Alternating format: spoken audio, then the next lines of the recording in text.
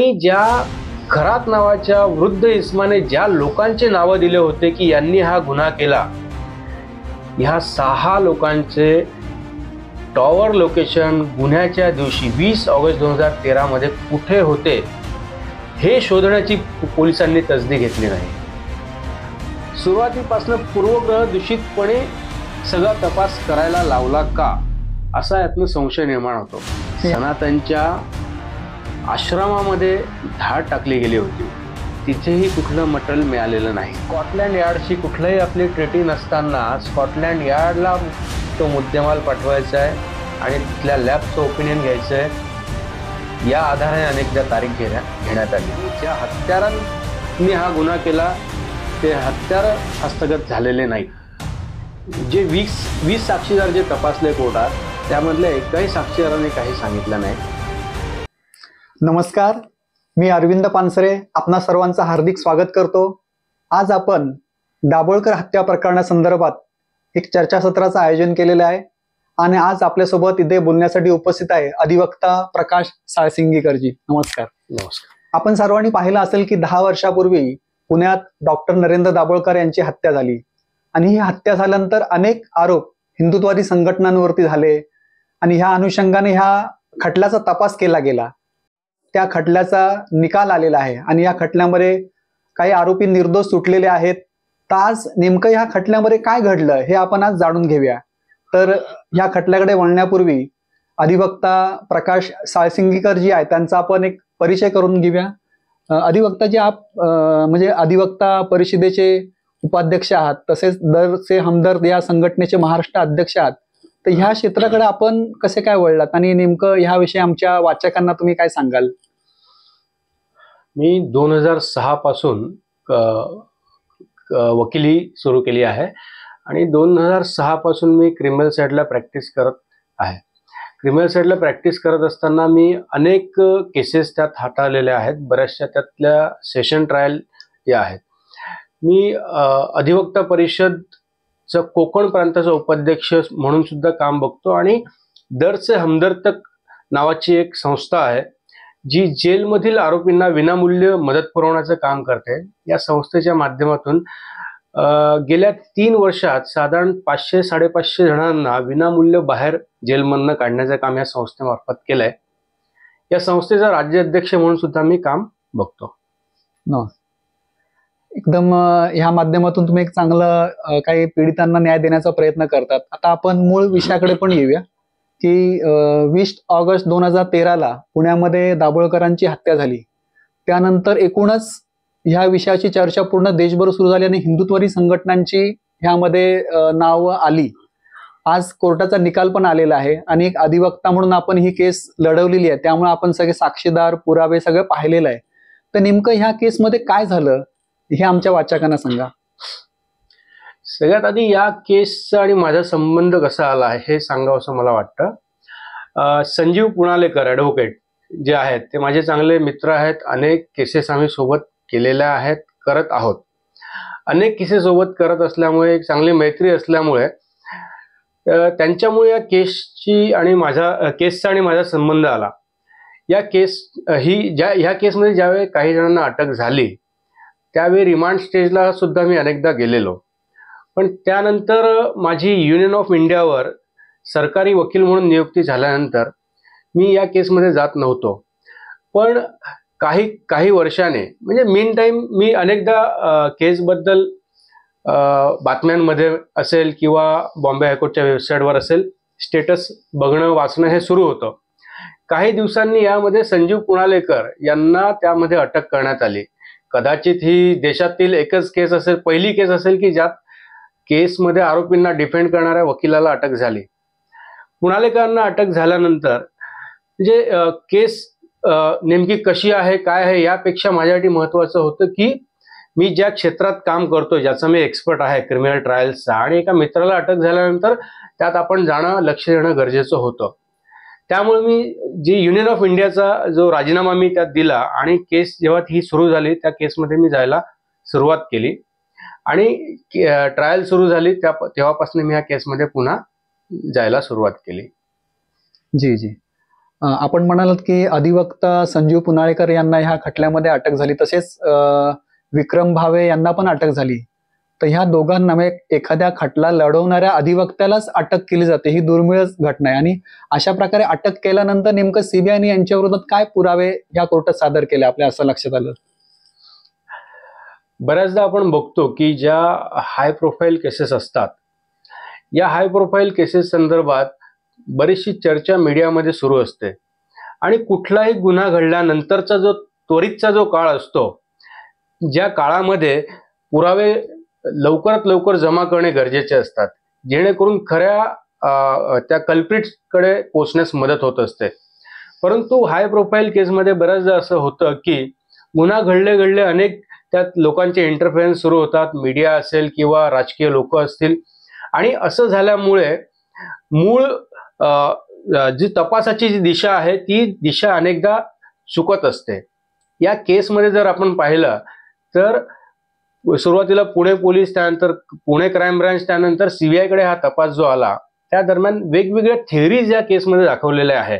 सुरुवातीला नागोरी खंडेलवाल या दोघांनी केल्याचं त्यात म्हटलं गेलं, त्यानंतर आणखी दुसऱ्या दोघांनी म्हटलं गेलं, आणि त्यानंतर आता जे आरोपी आहेत ते दोघं शूटर होते असं त्यात म्हटलं गेलंय. जर कोर्टासमोरचे पेपर जर आपण पाहिले तर या तिन्ही थेअरीज बद्दलचे पेपर्स कोर्टासमोर अगदी आतापर्यंत सुद्धा आहेत. कुठलीही थेअरी सीबीआयने डिसोन केलेली नाही आजपर्यंत. नक्कीच इमोशन्स लोकांचे अटॅच आहे ह्या केसशी. असं सगळं असताना देखील कुठलीही केस ही एखाद्या भावनेच्या किंवा इमोशन्सच्या आधारे लढवली जाऊ शकत नाही. कोर्टासमोर जे मटेरियल असतं, जे पेपर्स असतात, त्या पेपर्सच्या साक्ष पुराव्याच्या आधारेच कोर्टाला निर्णय द्यावा लागतो, आणि तशाच प्रकारे ही केस चालवण्याचा अगदी सुरुवातीपासून आम्ही प्रयत्न केला. ज्यावेळी ह्या केसला सुरुवात झाली, अगदी त्यावेळेपासूनच थोडा एक वेगळ्या प्रकारचा दबाव, तो मीडियात येणाऱ्या बातम्या असतील, अगदी छोट्या छोट्या प्रकारच्या कोर्टात काही छोटं घडलं तरी त्याच्या बातम्या येणं हा विषय असेल, किंवा कोर्टामध्ये आयदर ऑर साईडचे लोकांची गर्दी असेल, किंवा अनेक वकील मंडळींची गर्दी की जे फक्त आणि फक्त या केसची प्रोसिडिंग कशी चालते ते पाहण्यासाठी तिथे आले होते. एक डिफेन्स लॉयर म्हणून जे कर्तव्य केलं पाहिजे बचाव पक्षाच्या वकिलांनी, ते पूर्ण कर्तव्य त्या केसमध्ये मी केलेलं आहे. ज्यावेळी या केससाठी आम्ही जात असायचो त्यावेळी बऱ्याचदा एक वेगळ्या चष्म्यातून आमच्याकडे पाहिलं जात आहे का, असा कधी कधी संशय आम्हाला व्हायचा. पण एक बचाव पक्षाच्या वकिलाने ज्यावेळी आपण एखादी ब्रीफ घेतो त्यावेळी त्या आरोपींचा बचाव करणं हे आपलं पहिलं कर्तव्य असतं, आणि हे समोर ठेवूनच हे कार्य केलं पाहिजे. असं असल्यामुळे कोर्टामध्ये आरोपींच्या हितासाठी जे जे गरजेचं होतं ते सगळं या दरम्यान आम्ही केलं. ज्या कोर्टामध्ये ही केस चालायची, पुणे शहरातील स्पेशल हे कोर्ट, इथे UAPA, NIA, मोका अशा स्पेशल सगळ्या केसेस तिथे चालतात. डबल मर्डर किंवा मल्टिपल मर्डर्स अशा केसेस, बॉम्ब ब्लास्टच्या केसेस तिथे चालतात. असं सगळं असल्याने एक वेगळं वलय ह्या सगळ्या केसच्या मागे झालं होतं. बऱ्याचदा जे काही कायदेशीर आहे ती प्रक्रिया फॉलो करावी याचा आग्रह आम्ही ज्यावेळेस घेतला जायचा त्यावेळी अनेकदा कोर्टात खटके सुद्धा उडायचे. एक घटना इथे सांगावीशी वाटते. कोर्टामध्ये साक्ष सुरू असताना आमच्यामध्ये आणि कोर्टात एक वाद झाला की साक्षीदाराने असं सांगितलं आणि तुम्ही तसं लिहिलं. हे सगळं हा जो वाद आहे हा थोडासा अकॅडमिकच होता हा, पण हा इतक्या मोठ्या प्रमाणात झाला की त्यावेळी कोर्टाने वरून आम्हाला म्हटलं की तुम्ही जर असं कराल तर मी ही केस ऑडिओ व्हिडिओ रेकॉर्डिंग करेल सुरुवातीपासून शेवटपर्यंत. त्याच वेळी लगेच आम्ही लेखी स्वरूपात आमची कन्सेंट दिली की ह्या केसचं ऑडिओ व्हिडिओ रेकॉर्डिंग केलं जावं, म्हणजे कोण खरं बोलतं, कोण खोटं बोलतं, कोण त्या याच्यात मॅनिप्युलेशन करतं, हे सगळं रेकॉर्डेड स्वरूपामध्ये समोर राहील. किंबहुना आम्ही हेही सांगितलं की ह्या ऑडिओ व्हिडिओ रेकॉर्डिंगचा खर्च हवा तर आम्ही देऊ, पण दुर्दैवाने ह्या केसमध्ये ऑडिओ व्हिडिओ रेकॉर्डिंग झालेलं नाही. अशा अनेक वेळा असं घडलं की एक लवकर तुम्ही चालवा, लवकर करा असं सगळ्यात सांगण्यात आलं.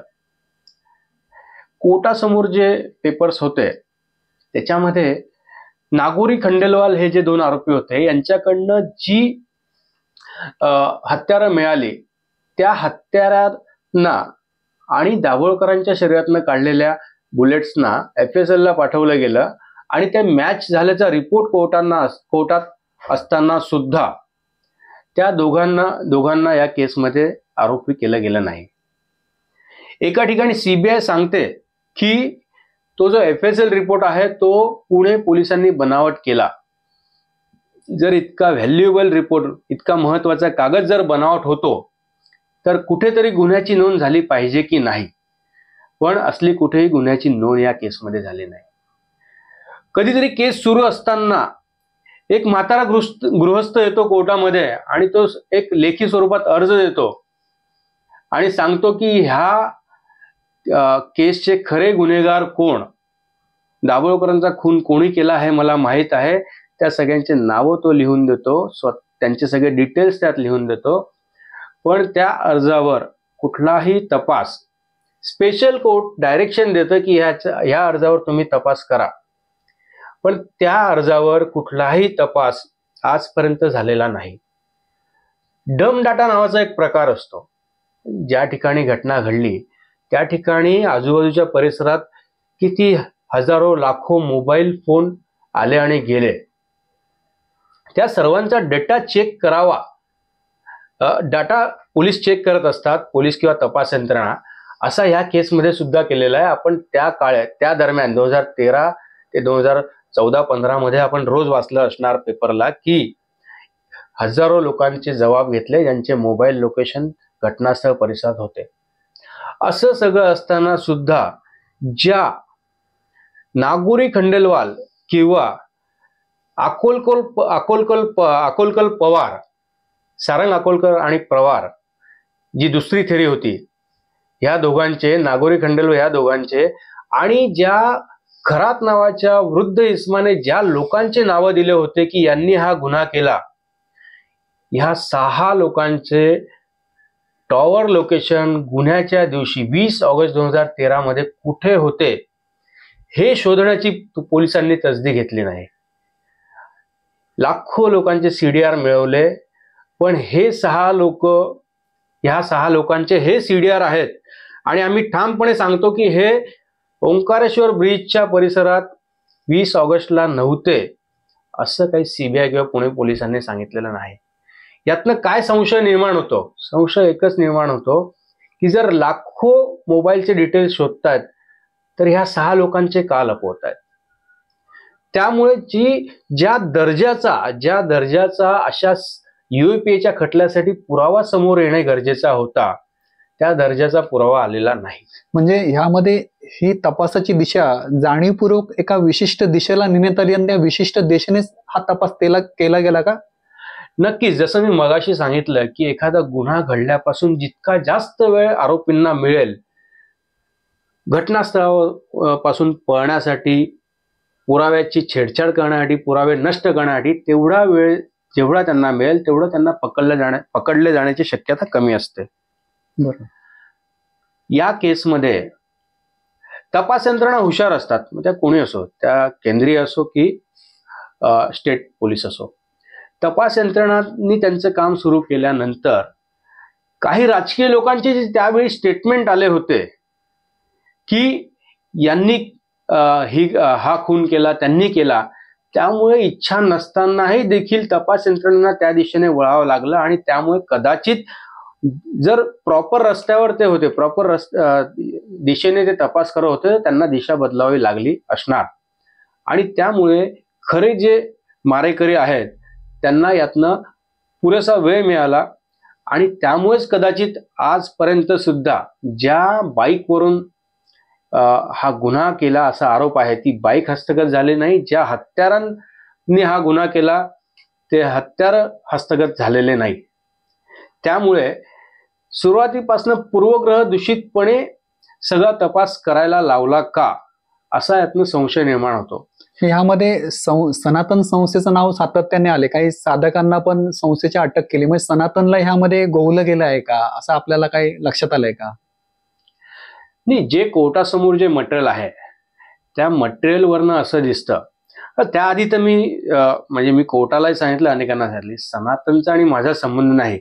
ज्याप्रमाणे मी शक्ती मिल रेप केस मध्ये डिफेन्स लॉयर असताना सगळ्या जगाचा माझ्याकडे बघण्याचा दृष्टिकोन असा होता की मीच आरोपी आहे, त्याचप्रमाणे इथेही असा दृष्टिकोन होता की मीच काय पर्सनली आहे. तर सनातनचा माझा संबंध नाही हे सांगतानाच मी हे सांगेल की जे मटेरियल समोर आहे त्यातनं असं लक्षात येतं की सनातनच्या काही साधकांचं नार्को टेस्ट त्यावेळी करण्यात आलं होतं. ज्या नार्को टेस्टमधनं ह्या केसला पूरक त्यांना काहीही मटेरियल मिळालं नाही. सनातनच्या आश्रमामध्ये धाड टाकली गेली होती, तिथेही कुठलं मटेरियल मिळालेलं नाही.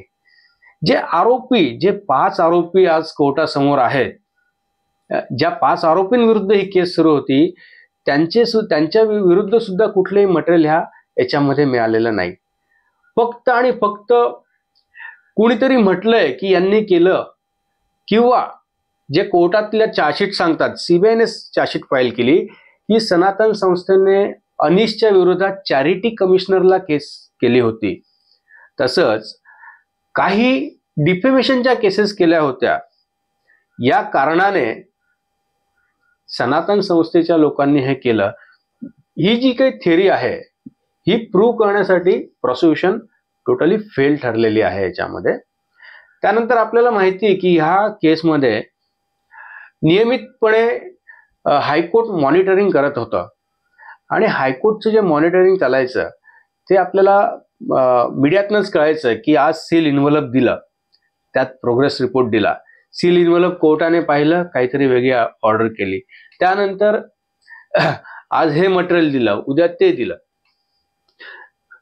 दुर्दैवाने यापैकी कुठलंही मटेरियल, मग ती मयताच्या कुटुंबियांनी दिलेली एटीएसला दिलेली फाईल असो सनातन संस्थेविरोधातली, किंवा वेळोवेळी तपासात आरोपींच्या विरुद्ध काही मटेरियल आम्हाला मिळाले असे ज्याप्रमाणे सबमिशन त्यावेळेच्या तपास अधिकाऱ्यांनी दिले ते मटेरियल असो, असं कुठलंही मटेरियल ट्रायल कोर्टासमोर सीबीआयने सादर केलेलं नाही. याच्यातनं हाच निष्कर्ष निघतो की असं काहीही त्यांच्याकडे नव्हतं.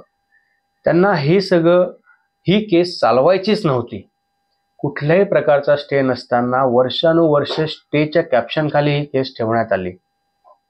स्कॉटलँड यार्डशी कुठल्याही आपली ट्रिटी नसताना स्कॉटलँड यार्डला तो मुद्देमाल पाठवायचा आहे आणि तिथल्या लॅबचं ओपिनियन घ्यायचं आहे.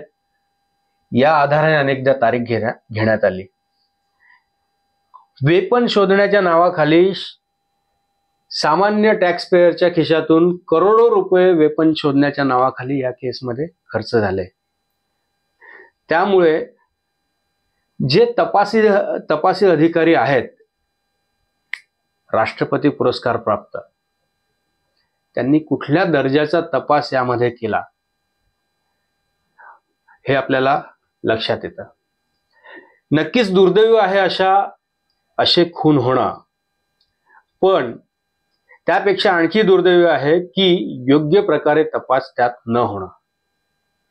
ह्यामध्ये आता आपण मगाशी सांगितलं की ह्या खटल्याचे आधीचे जे अधिवक्ता होते, अधिवक्ता संजीव पुनाळेकर यांना अटक झाली किंवा भावेंना अटक झाली, तर नेमकं यांच्याविषयी यांना अटक केली, पण ह्याविषयी नेमकं कोर्टामध्ये त्यांनी सीबीआयने काय आर्ग्युमेंट केले, काय पुरावे दाखल केले, नेमकं काय झालं याविषयी काय सांगाल आमच्या वाचकांना?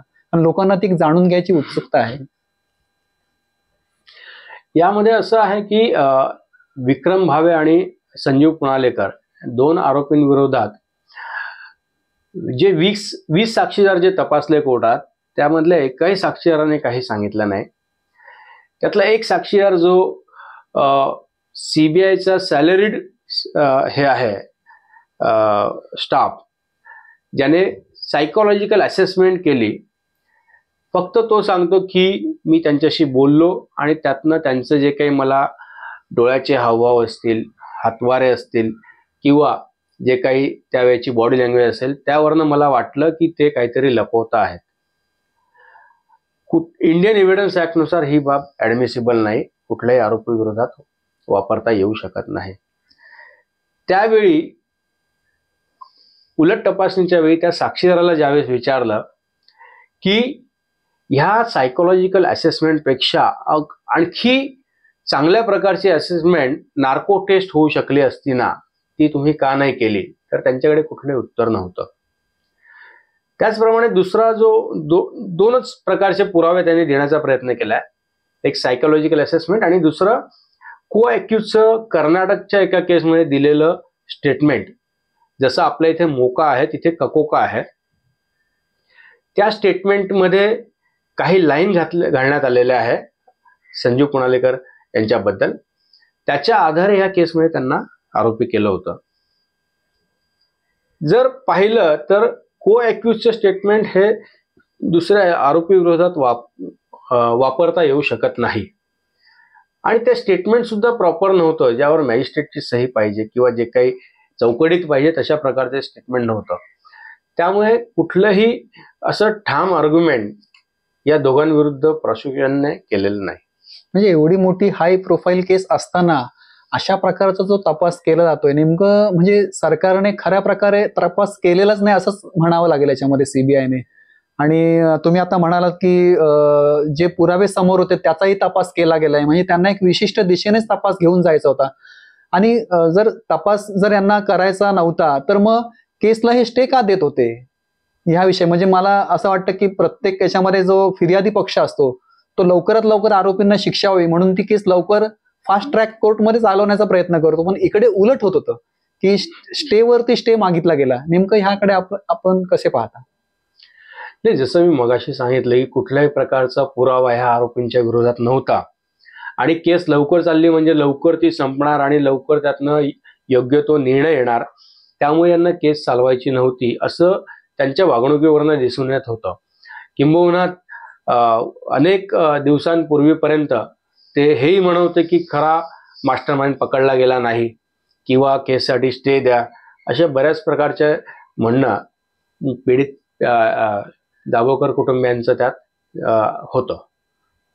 आणि ह्यामध्ये सीबीआयने हा तपास केला. जेव्हा एखाद्या घटनेचा सीबीआय तपास करते तेव्हा एक मोठी विश्वासार्हता मानली जाते, पण नेमकं ह्या खटल्यामध्ये सीबीआयने अनेक गोष्टी मांडल्या किंवा आरोप केले, तर ह्यापैकी नेमक्या किती सत्य ठरल्या किती खोट्या ठरल्या ह्याविषयी काय सांगाल?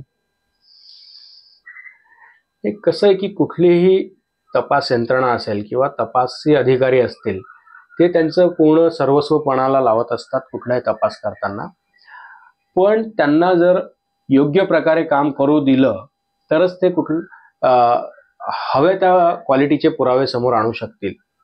आपल्याला मीडियातून कळायचं, ही केस सुरू होण्यापूर्वीची गोष्ट, की तपासी अधिकाऱ्यांना हायकोर्टने ताशेरे ओढले किंवा ते तपासी अधिकाऱ्यांच्या विरोधात कोणीतरी आंदोलन केलं, अशा अनेक गोष्टी त्यात कळायच्या. त्यामुळे ह्या सगळ्या तपासी अधिकाऱ्यांनी कुठल्या दडपणात हे केलंय किंवा काहीतरी प्रलोभनात केलंय का हा प्रश्न निर्माण होतो.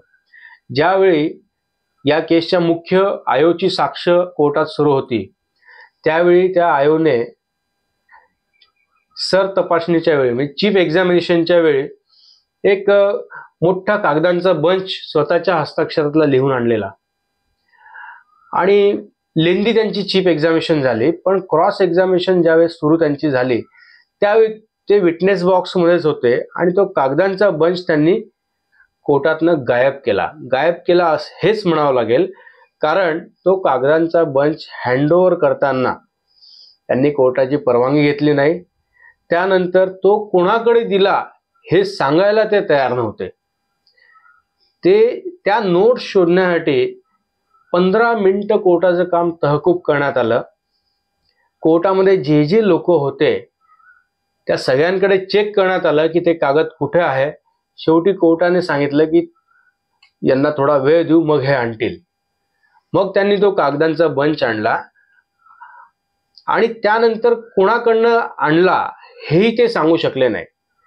म्हणजे अगदी भर कोर्टामध्ये हे तपासी अधिकारी अशा प्रकारे धूळ फेकू शकतात, तर आरोपी ज्यावेळी कस्टडीत होते त्यावेळी कुठल्याही प्रकारचे खोटे पुरावे बनवणे ही काय त्यांच्यासाठी मोठी बाब नव्हती, हे आपल्याला लक्षात येईल. या सगळ्या गोष्टी ह्या रेकॉर्डमध्ये आलेल्या आहेत, कुठलीही गोष्ट मनाची नाही आहेत, या सगळ्या रेकॉर्डमध्ये आलेल्या आहे. तपासी अधिकारी आणि कोर्ट स्वतः घाई करतात की मला इतक्या दिवसात केस संपवायची आहे. आरोपीचे वकील केस संपवायला तयार आहेत, पण सडनली तपासी अधिकाऱ्याच्या एव्हिडन्सच्या 4-5व्या दिवशी तपासी अधिकारी जज साहेबांच्या कॅबिनमध्ये जातात आणि काही मिनिटांनी बाहेर येतात. त्याबद्दलचा अर्ज आमच्या टीमपैकी एक वकील करतात की त्या कॉरिडॉरचं CCTV फुटेज राखून ठेवा, आणि तो अर्ज केल्यानंतर तपासी अधिकारी वेळ मागून घेतात की मला आता केस चालवायची नाहीये, मला UPला माझ्या गावाला लग्नाला जायचंय. या सर्व गोष्टीतून काय अर्थ निघतो? म्हणजे एकूणच CBIला खऱ्या अर्थाने या गोष्टीचा तपास योग्य दिशेने करायचा नव्हता आणि जे पुरावे समोर होते ते तपासायचे नव्हते. म्हणजे एकूणच केस भरकवण्याचा, आणि सुरुवातीला पण ज्या वेळेला दाभोळकरांची हत्या झाली त्याच्या अर्ध्या तासातच त्यावेळेचे तत्कालीन काँग्रेसचे मुख्यमंत्री पृथ्वीराज चव्हाण यांचं वक्तव्य आलं होतं की ह्या हत्येमागे गोडसेवादी प्रवृत्ती आहेत. अशा प्रकारे सुरुवातीला काही पुरावे नसतानाच एक तपासाची दिशा ठरवली गेली, भरकवली गेली, असं आपल्याला वाटतं का? तसंच वाटतं, कारण एक वकील असल्याने जे समोर आहे पुरावे साक्ष, त्या आधारेच मी बोलू शकतो आणि बोलतो. कोर्टातली एक घटना आहे, एक आय विटनेसची एव्हिडन्स सुरू होती. आय विटनेसच्या एव्हिडन्स दरम्यान त्याला ज्यावेळेस विचारलं की तुझ्या घरी मैताच्या संस्थेचे काही लोक येतात का, त्याने हो सांगितलं. ते लोक काय येतात, तर मी साक्ष कशी द्यावी यासाठी. त्यापैकी कोणी आज कोर्टात आहे का? ज्यावेळी हा प्रश्न आला त्यावेळी कोर्टातील एक गृहस्थ जो दर तारखेला कोर्टामध्ये हजर असायचा तो बाहेर निघायला लागला आणि साक्षीदाराने उत्तर दिलं की हो, हे माझ्या घरी आले होते. मग आम्ही कोर्टाला विनंती करून त्या व्यक्तीला थांबायला सांगितलं, त्या व्यक्तीचं नाव कोर्टाला लिहायला सांगितलं आणि कळालं की ती व्यक्ती मैताच्या संस्थेची, म्हणजे अंधश्रद्धा निर्मूलन समितीची. बरोबर. म्हणजे अंधश्रद्धा निर्मूलन समिती साक्षीदारांवरती कशा प्रकारे साक्ष द्यावी ह्यासाठी दबाव टाकत होती, त्यांना फिडिंग करत होती, असंच म्हणायचं आपल्याला. असं एका प्रत्यक्षदर्शी साक्षीदाराने कोर्टामध्ये सांगितलं. हा तोच साक्षीदार जो आरोपींना मी ओळखतो हे सांगतो, त्यानेच त्या संस्थेच्या कार्यकर्त्याला सुद्धा ओळखलं की हा माझ्या घरी आला होता. म्हणजे एकूणच ह्या केसमध्ये CBIने जे साक्षीदार उभं केलं ते एक प्रकारे बोगस किंवा मॅन्युप्युलेटेड किंवा पढवलेले होते, असंच म्हणता येईल का? जे कोर्टासमोर आलेलं आहे त्याच्यावरनं तर हेच लक्षात येतं की एका साक्षीदाराचा जबाब जो पुणे पोलिसांनी घेतलेला आहे तो वेगळा, जो CBIने घेतला आहे तो वेगळा, आणि CBIच्या ज्या अधिकाऱ्याने असे अनेकांचे जबाब घेतले, चौहान नावाच्या अधिकाऱ्याने, त्या चौहान नावाच्या अधिकाऱ्यांना सुद्धा साक्षीसाठी आणलेलं नाही. साधारण 70-75 साक्षीदारांची यादी असताना फक्त 20 साक्षीदार तपासले, सगळे इंटरेस्टेड साक्षीदार तपासले, एकही इंडिपेंडेंट साक्षीदार तपासलेला नाही. जे आय विटनेस यांनी तपासले त्या आय विटनेसच्या सांगण्यानुसार त्या ठिकाणी घटनेच्या सकाळी किंवा पहाटे कुठल्याही प्रकारची नाकाबंदी नव्हती. जो फिर्यादी या केसचा आहे PSI रानगड, ते सांगतात की घटनेच्या पहाटेपासून मी चेन स्नॅचिंगची नाकाबंदी तिथे करत होतो आणि त्यावेळी एक टेम्पो आडवा गेला आणि मी पाहिलं की गर्दी जमली, एक व्यक्ती पडलेला आहे, त्याला लागलेलं आहे. आणि त्याच वेळी किंबहुना तितक्याच अंतरावर जो आय विटनेस राहतो तो सांगतो की मी फायरिंगचे आवाज ऐकले, माकडांना पळताना पाहिलं आणि 2 लोकांना मारताना पाहिलं. पण हा जो पोलीसवाला आहे फिर्यादी, हा आय विटनेसला पाहिल्याचे सांगत नाही किंवा फायरिंग ऐकले सांगत नाही. तसंच हा आय विटनेस पोलीसवाल्याला तिथे पाहिल्याचे किंवा त्या दिवशी इथे चेन स्नॅचिंग सुरू होती हे सुद्धा सांगत नाही. जर चेन स्नॅचिंग तिथे सुरू होती तर युजली चेन स्नॅचिंग ही बायकर्सला थांबवण्यासाठी असते. चेन स्नॅचिंगचे प्रकार बाईक्सवरने जास्त होत असतात. इतक्या व्यवस्थित योग्य प्रकारे इथे जर नाकाबंदी होती तर मग ही बाईक का मिळाली नाही, हे बायकर्स का मिळाले नाही, हा प्रश्न इथे उभा राहतो. त्याचप्रमाणे ह्या आय विटनेसेसला हे बॅरिकेड्स कसे दिसले नाही, ज्यांना इतक्या दुरून एक माणूस दिसू शकतो, 2 माणसं दिसू शकतात, त्यांना हे बॅरिकेड्स का दिसले नाही. त्यामुळे हे सगळे साक्षीदार खोटे उभे केले असावेत असं निष्कर्ष आपण काढू शकतो. एकूणच आणि आज कोर्टाचा पण निकाल आलेला आहे आणि यातून जे निर्दोष आरोपी आता जे सुटलेले आहेत, खरंच 10 वर्षानंतर यांना न्याय मिळाला असं आपल्याला वाटतं का? 10 वर्षाचा काळ हा खूप मोठा काळ असतो आणि जेलमध्ये तर एक एक दिवस खूप महत्वाचा असतो. असं सगळं असताना इतक्या उशिरा हा निर्णय येणं आणि इतका महत्वाचा जीवनाचा कालखंड जाणं, जरी ते निर्दोष सुटले असले तरी ही काही खूप अशी कौतुक करावी अशी बाब नाही असं मला वाटतं. जर अशा प्रकारे एखाद्या आरोपींना खोट्या प्रकरणामध्ये अडकवून कुठलेही साक्षी ठोस पुरावे जर सीबीआय सारख्या सर्वोच्च यंत्रणा देऊ शकत नसतील आणि जनतेचा कोट्यवधी रुपये जर ह्या केसमध्ये वाया घालवले जात असतील, तर ह्यामध्ये जे कोणी दोषी असतील तर अशांना शासन व्हायला हवं का, असं काय वाटतं आपल्याला? नक्कीच हे जर हा तपास ढिला झाला आहे तर तो कोणामुळे झाला, जर चुकीच्या लोकांना पकडलं गेलं होतं तर ते कोणामुळे पकडलं गेलं, या सगळ्यांच्या बद्दल विचार नक्कीच केला पाहिजे. जबाबदारी निश्चित केली पाहिजे कोणामुळे हे सगळं घडलं आणि भविष्यात अशा बाबी होऊ नये याची काळजी घेतली पाहिजे असं मला वाटतं. न्यायालयाचा निकाल आलेला आहे, तर ह्याकडे आपण कसं पाहता? असं आहे की आत्ताच निकाल आलेला आहे. सविस्तर जी प्रत आहे निर्णयाची, जजमेंट कॉपी, ती अजून हातात आलेली नाहीये, पण ती कॉपी आल्यानंतर त्याचा अभ्यास करून नक्कीच आम्ही वरच्या कोर्टामध्ये जाऊ. अनेकदा आपल्याला माहिती आहे की खालच्या कोर्टाचे निकाल हे हायकोर्ट, सुप्रीम कोर्ट यांनी चुकीचे आहेत असे दाखवून दिलासा आरोपींना दिलेला आहे. आम्हाला आशा आहे की नक्कीच वरच्या कोर्टात आम्हाला यश मिळेल आणि आम्ही हा निर्णय नक्कीच चॅलेंज करू. जी, धन्यवाद.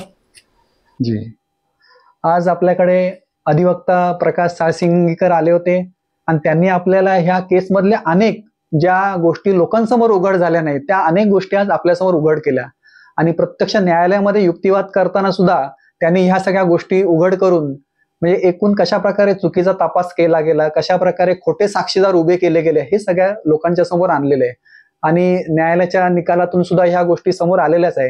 म्हणजे एकूण एखाद्या मोठ्या खटल्याचा तपास कशा प्रकारे चुकीचा केला गेला, जनतेचा किंवा लोकांचा विश्वासघात केला गेला आणि निर्दोष लोकांना ह्यामध्ये गोवलं गेलं, तर एक खूपच गंभीर गोष्ट आहे. आणि ह्यामध्ये केवळ काही यंत्रणा नाही तर काही राज्यकर्ते सुद्धा दोषी आहेत असं म्हणता येईल यामध्ये. तर एकूणच हे पाहिल्यानंतर असं वाटतं की ह्या लोकांना म्हणजे निर्दोषांची जी मुक्ता झाली त्यांना हानी भरपाई तर मिळालीच पाहिजे. या दृष्टीने आमच्याशी आज जी काय अधिवक्ता प्रकाश साळसिंगकर यांनी चर्चा केली त्याबद्दल त्यांचे आभार व्यक्त करतो. नमस्कार. आपण हा चॅनल सबस्क्राईब करा, लाईक करा व अधिकाधिक लोकांना शेअर करा, जेणेकरून ही जी आज आपण माहिती ऐकली आहे ही अधिक लोकांपर्यंत जाईल. धन्यवाद.